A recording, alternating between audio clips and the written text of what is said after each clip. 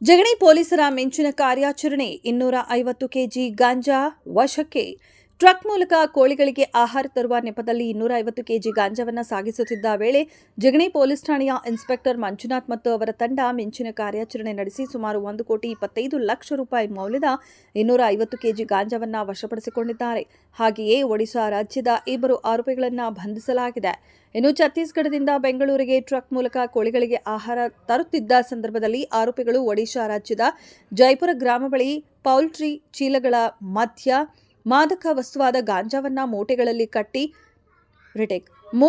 ಕಟ್ಟಿಕೊಂಡು ನಂತರ poultry Pitt's ಮಧ್ಯೆ ಇಟ್ಟುಕೊಂಡು ಬೆಂಗಳೂರು ಕಡೆಗೆ ಬರುತ್ತಿದ್ದುದನ್ನು ಖಚಿತ ಮಾಹಿತಿಯನ್ನು ಆಧರಿಸಿ ಜಿಗಣಿ ಪೊಲೀಸ್ ಠಾಣೆಯ ಪೊಲೀಸ್ ಇನ್ಸ್ಪೆಕ್ಟರ್ ಮಂಜುನಾಥ್ ಮತ್ತು ಅವರ ತಂಡ ಮಿಂಚಿನ ಕಾರ್ಯಾಚರಣೆ ನಡೆಸಿ ಜಿಗಣಿ ಬೇಗೂರು ರಸ್ತೆಯಲ್ಲಿ ಬರುತ್ತಿದ್ದ ಟ್ರಕ್ನ ಅಡ್ಡಗಟ್ಟಿ ಪರಿಶೀಲಿಸಿದಾಗ ಸುಮಾರು 1,25 ಲಕ್ಷ ರೂಪಾಯಿ ಮೌಲ್ಯದ 250 ಕೆಜಿ ಗಾಂಜಾ ವಶಪಡಿಸಿಕೊಂಡಿದ್ದಾರೆ.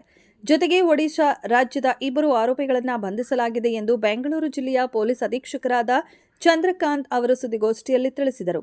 ಇನ್ನು ಸುದ್ದಿಗೋಷ್ಠಿಯಲ್ಲಿ additional SP Lakshminarayan, Jigani police ಠಾಣೆಯ ಪೊಲೀಸ್ ಇನ್ಸ್ಪೆಕ್ಟರ್ ಮಂಜುನಾಥ್ ಮತ್ತು ಸಿಬ್ಬಂದಿ ವರ್ಗ ಹಾಜರಿದ್ದರು.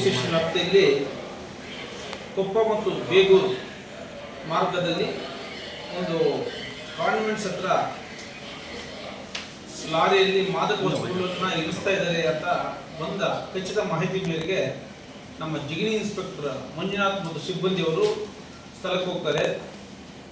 ಅದು ಲಾರಿ ಆಗಿದ್ದು ಛತ್ತೀಸ್ಗಢದಿಂದ ತಮಿಳುನಾಡಿಗೆ ಪೌಲ್ಟ್ರಿ ಫೀಡ್ ಪ್ರಾಡಕ್ಟ್ನ ಟ್ರಾನ್ಸ್ಪೋರ್ಟ್ ಮಾಡ್ತಕ್ಕಂಥ ಲಾರಿ ಆಗಿರ್ತದೆ. ಅದರಲ್ಲಿ ಪೌಲ್ಟ್ರಿ ಫೀಡ್ ಕೂಡ ಇರ್ತದೆ. ಸೊ 2 ವ್ಯಕ್ತಿ ಅಸಾಮಿಗಳು ಅಲ್ಲಿ ನಿಂತ್ಕೊಂಡು ಕೆಳಗಡೆ ಇಳಿಸ್ತಾ ಇರ್ತಾರೆ. ಆವಾಗ ಅವ್ರನ್ನ ಹಿಡ್ಕೊಂಡು ಪರಿಶೀಲಿಸಿದಾಗ ಸುಮಾರು 250 ಕೆಜಿಯಷ್ಟು ಗಾಂಜಾ, ಬೃಹತ್ ಪ್ರಮಾಣ ಅಂತ ನಾನು ಹೇಳಲಿಕ್ಕೆ ಇಷ್ಟಪಡ್ತೀನಿ. ಈ ಬೆಂಗಳೂರು ಜಿಲ್ಲೆಯಲ್ಲಿ ಈ ವರ್ಷದಲ್ಲಿ 250 ಕೆಜಿ ಈ ಗಾಂಜಾ ಅಂತ ದೃಢಪಡಿಸ್ಕೊಂಡು ಅಲ್ಲಿಗೆ ಸರ್ಕಾರಿ ಪಂಚರನ್ನೆಲ್ಲ ಕರೆಸಿ ನಮ್ಮ ಪ್ರೊಸೀಜರ್ ಎಲ್ಲ ಮಾಡಿದಾಗ ಆ 2 ವ್ಯಕ್ತಿಗಳು ಸಹ ಬಿಹಾರ ಮೂಲದವರಾಗ್ತಾರೆ. ಛತ್ತೀಸ್ಗಢ ನಿಮ್ಗೆ ಗೊತ್ತಿದೆ, ಅಕ್ಕಿ ಬೆಳೀತಕ್ಕಂಥ ಒಂದು ಪ್ರದೇಶ.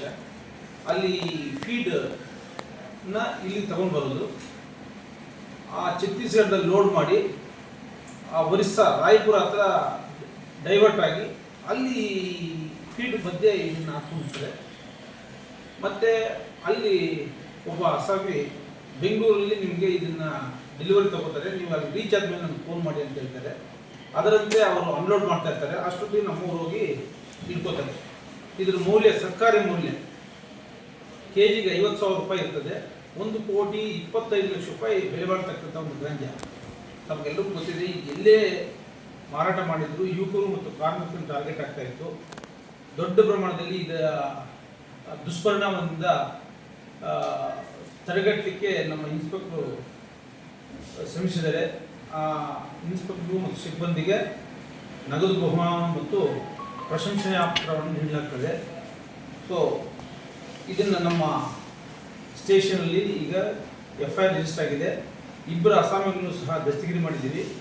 ಅವರು ಕೊಟ್ಟಂಥ ಮಾಹಿತಿ ಮೇರೆಗೆ ಎಲ್ಲ ತಾಂತ್ರಿಕವಾದಂಥ ಸಾಕ್ಷ್ಯಾಧಾರಗಳನ್ನು ಸಂಗ್ರಹಿಸಿ ಮೂಲದಲ್ಲಿ ಬಿಹಾರದ ವ್ಯಕ್ತಿ ಯಾರಿದ್ದಾರೋ ಅವ್ರನ್ನ ಹಿಡೀಲಿಕ್ಕೆ ಪ್ರಯತ್ನ ಪಟ್ಟಾಗ ಅವ್ರು ಸಕ್ಸಸ್ ಆಗ್ತೀವಿ, ಗ್ಯಾರಂಟಿ. ಇದರ ಮೂಲ ಎಲ್ಲಿ ಅಂತ ತಿಳ್ಕೊಂಡು ಇನ್ನೂ ಹೆಚ್ಚಿನ ಪ್ರಮಾಣದಲ್ಲಿ ಸೀಸ್ ಮಾಡಲಿಕ್ಕೂ ನಮ್ಗೆ ಅವಕಾಶ ಇದೆ.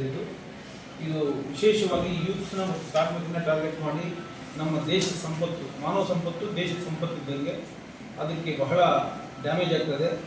ಇಂಥದ್ದನ್ನು ಪರಿಣಾಮಕಾರಿಯಾಗಿ ಇವರು ನಿಯಂತ್ರಣ ಮಾಡ್ತಾರೆ.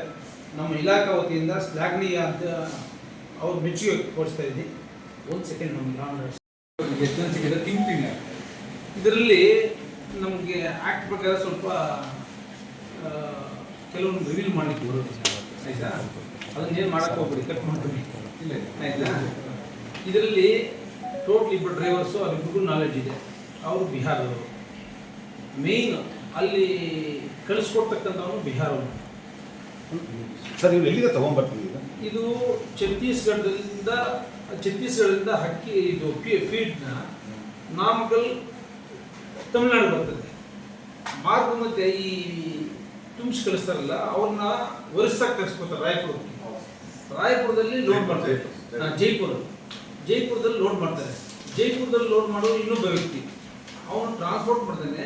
ಇಲ್ಲಿ ರಿಸೀವರ್ನು ಅವರು ಹೇಳ್ತಾರೆ, ನೀವು ಹೆಂಗೂ ತಮಿಳ್ನಾಡು ಹೋಗ್ತೀರಿ, ಬೆಂಗಳೂರು ಜಸ್ಟ್ ಕ್ರಾಸ್ ಮಾಡೋ ಹೋಗ್ಬಿಟ್ಟು ಅಲ್ಲಿ ಅವ್ರು ರಿಸೀವ್ ಮಾಡ್ಕೋತಾರೆ, ಮತ್ತೆ ನೀವು ಬಂದು ನಾಮಕಲ್ ಲೋಡ್ ಮಾಡಿ ಅಂತ ಹೇಳ್ತಾರೆ ಆ್ಯಸ್ ಯೂಶುವಲ್. ಅದನ್ನು UA ಬಿಲ್ ಕೂಡ ರೈಸ್ ಆಗಿದೆ, ಭಾರಿ ಸಿಸ್ಟಮ್ಯಾಟಿಕ್ ಆಗಿ ಮಾಡಿದ್ದಾರೆ.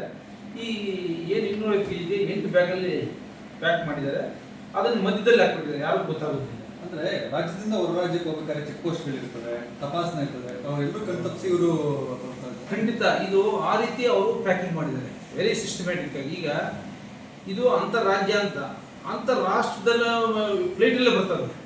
ಸೊ ಅದನ್ನು ಇವನ್ ಕಾಮನ್ ಮ್ಯಾನ್ ಕೂಡ it is not so easy to know the things. They are very sharp then even police also. ಅಂಥದನ್ನು ಭೇದಿಸಿ ನಮ್ಮ Manjunath he has taken pain for nearly 8 days. So finally he succeeded. We of the department, we are going to congratulate him, he and his team, and I am going to reward cash and the appreciation letter also I am going to issue. Sir ಈ ಆರೋಪಿಗಳಿರಲ್ಲ sir, ಇವರು ಹಿನ್ನೆಲೆ sir, ಅಂದ್ರೆ ಈಗ ಯಾವ್ದಾದ್ರು ಪ್ರಕರಣಗಳು ಈಗ ಹಿಂದೆ ಇವ್ರ ಬಗ್ಗೆ ಇದೆಯೇ ಇಲ್ಲ ಅಂತ ಹೇಳ್ಬಿಟ್ಟು ತನಿಖೆಯಿಂದ ದುಡ್ಡು ಬಿಡಬೇಕಾಗ್ತದೆ. ನಂತರ ನಾವೀಗ ಕೋರ್ಟ್ ಮುಖಾಂತರ ಕೋರ್ಟ್ ಮುಂದೆ ಪ್ರೊಡ್ಯೂಸ್ ಮಾಡಿ ಅವ್ರ ಮತ್ತೆ ಪೊಲೀಸ್ ಕಸ್ಟಡಿ ತಗೋತೀವಿ.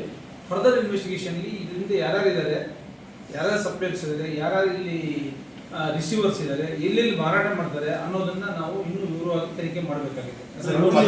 ಮೊದಲನೇ ಬಾರಿ ತಗೊಂಡ್ಬರ್ತೀವಿ, ಈಗ ತಗೊಂಡ್ಬರ್ತಿದ್ದಾರೆ ಇಲ್ಲ, ಆಸ್ ಆಫ್ ನೌ ಇದೇ ಫಸ್ಟ್ ಟೈಮ್ ನಮ್ಗೆ ಗೊತ್ತಿದೆ. ಈಗ ನಾವು ಫರ್ದರ್ ಇನ್ವೆಸ್ಟಿಗೇಷನ್ ಮಾಡಿದಾಗ ಇವರ ಹಿನ್ನೆಲೆ ಎಲ್ಲ ನಾವು ತಿಳ್ಕೊಂಡಾಗ ನಮ್ಮ ವಿವರವಾಗಿ ಗೊತ್ತಾಗ್ತದೆ. ಇಲ್ಲಿ ರಿಸೀವರ್ ಸಿಕ್ಕಿದ್ದಾರೆ ಸರ್? ಇಲ್ಲ, ಇಲ್ಲಿ ರಿಸೀವರ್ಸ್ ಬರೋ ಪೂರ್ವದಲ್ಲೇ ನಮ್ಮ ಮಾಹಿತಿ ಮೇರೆಗೆ ನಾವು ಯಾವಾಗ ಅಟ್ಯಾಕ್ ಮಾಡಿದ್ವೋ ರಿಸೀವರ್ಸ್ ಯಾರೂ ಬಂದಿಲ್ಲ. ಈಗ ಜೊತೆಗೆ ನಮಗೆ ಬೇರೆ ಟೆಕ್ನಿಕಲ್ ಕ್ಲೂ ಸಿಕ್ಕಿದೆ. ಇಲ್ಲಿ ರಿಸೀವರ್ನ ಪತ್ತೆ ಮಾಡೋದು ಸಮಸ್ಯೆ ಇಲ್ಲ, ಮತ್ತು ಯಾರು ಕಳಿಸ್ಕೊಡ್ತಾರೆ ಕಿಂಗ್ ಪಿನ್ ಅವನು ಪತ್ತೆ ಮಾಡೋದು ಸಮಸ್ಯೆ ಇಲ್ಲ. It may takes time. ಎಷ್ಟು ಬೆಲೆ ಬಾಳುತ್ತೆ ಸರ್ ಇದು? ಸರ್ಕಾರಿ ರೇಟ್ ಪ್ರಕಾರ ನಮಗೇನು ಪ್ರಿಸ್ಕ್ರಿಪ್ಷನ್ ಇದೆ ಆ ರೇಟ್ ಪ್ರಕಾರ 1 kg 50,000 ರೂಪಾಯಿ, ಅಂದರೆ 1.25 ಕೋಟಿ 2.5 ಕ್ವಿಂಟಲ್ಗೆ. ಆದರೆ ಮಾರ್ಕೆಟಲ್ಲಿ ಇದು 5 ಗ್ರಾಮ್ಸ ಬಂದು 100 ರೂಪಾಯಿ ಮಾಡ್ತಾರಂತೆ, ಇನ್ನೂ ಜಾಸ್ತಿ ಇದೆ. ಇದನ್ನು ಮಾರ್ಕೆಟ್ ವ್ಯಾಲ್ಯೂ ನಿಮ್ಗೆ ಗೊತ್ತಲ್ಲ, ಗೈಡೆನ್ಸ್ ವ್ಯಾಲ್ಯೂ ಮಾರ್ಕೆಟ್ ವ್ಯಾಲ್ಯೂ ಆ ರೀತಿ ಮಾಡಿದರೆ more than 10 crores property, work property ರೀಟೇಲಲ್ಲಿ ಮಾರಿದಾಗ. ಸೊ ಬಲ್ಕಲ್ಲಿ ಮಾರಿದಾಗೂ ಸಹ ಸರ್ಕಾರ ಏನು ಗೈಡ್ಲೈನ್ಸ್ ಕೊಟ್ಟಿದೆ ಅದ್ರ ಪ್ರಕಾರ ಮಾಡಿದ್ರು 1.25 ಕೋಟಿ, ರಿಯಲ್ ವರ್ತ್ 10 crores ಆಯಿತು ಆ ರೀತಿ. ಯಾಕಂದರೆ ಲಾಸ್ಟ್ ರೀಟೇಲ್ಗೆ ಹೋದಾಗ ಅಲ್ಟಿಮೇಟ್ ಯೂಸರ್ಸ್ಗೆ ಅವ್ರಿಗೆ 5 ಗ್ರಾಮದು 100 ರೂಪಾಯಿ 150 ರೂಪಾಯಿ ಮಾರಾಟ ಮಾಡ್ತಾರೆ. ಬಹಳ ಒಳ್ಳೆ ಕೆಲಸ ಮಾಡಿದ್ದಾರೆ ಸರ್. ಇದೇ ರೀತಿಯಾಗಿ ಇಲ್ಲಿ ಕೂಡ 1000 kg ಕರ್ಪೂರಲ್ಲಿ, ಮೈಸೂರಲ್ಲಿ ಇದೇ ರೀತಿಯಾಗಿ ಶೂಟೌಟ್ ಪ್ರಕರಣಗಳು ಕೂಡ ಆಗಿದೆ. ಅಂದರೆ ಗಾಂಜಾ ಸಪ್ಲೈ ಮಾಡಿದ್ರೆ ಅದೇ ರೀತಿಯಾಗಿ ಇವತ್ತು 250 kg.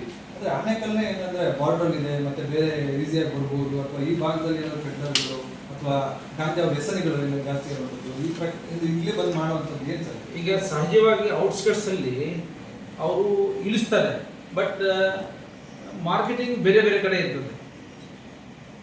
ಸೊ ಹಾಗಾಗಿ ಇದನ್ನೇ ಟಾರ್ಗೆಟ್ ಮಾಡಿದ್ದಾರೆ ಅಂತ ಹೇಳಲಿಕ್ಕಾಗೋದಿಲ್ಲ. ಇದು one route among other routes, ಬೇರೆ ಕಡೆ ಶಿಫ್ಟ್ ಮಾಡಿಸ್ಕೊಳ್ಳೋದು. ಹೌದು.